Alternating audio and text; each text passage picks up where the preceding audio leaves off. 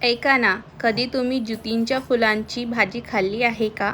बनवायला अगदी सोपी आणि खायला खूप चविष्ट अशी ही रानभाजी. चला तर मग बनवूया या फुलांची भाजी. आमच्या शेतातील येणारी ही ज्युतीची फुले फक्त पावसाळ्यामध्ये येतात. मग काय राव घेऊन आले घरी ही फुले. चला म्हटलं आज करूया फुलांची भाजी. छानपैकी स्वच्छ निवडून घेतले. ही रानभाजी शरीरासाठी खूप चांगली असते. तुमच्याकडे या फुलांना काय म्हणतात? आमच्याकडे तर याला ज्युतीची फुले म्हणतात. फुले ही पाण्याने स्वच्छ करून घेतली आणि नंतर छान अशी बारीक चिरून घेतली. या भाजीला काही जास्त साहित्य लागत नाही. मी एक कांदा घेतला, तो छानपैकी बारीक चिरून घेतला आणि पॅनमध्ये तेल टाकून तो सोनेरी होईपर्यंत परतून घेतले. त्यामध्ये हिरव्या मिरच्यांची पेस्ट टाकली.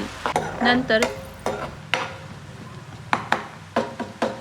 धने पावडर, मसाला, हळद, लाल मिरची, चवीनुसार मीठ टाकून परतून घेतलं. नंतर चिरलेली फुले त्यामध्ये टाकून सर्व फुले मिक्स करून घेतली.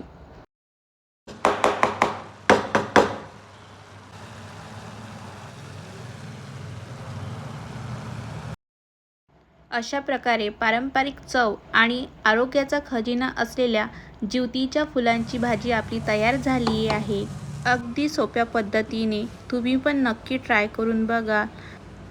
आणि या मंडळी जेवण करायला भेटूया उद्या. बाय.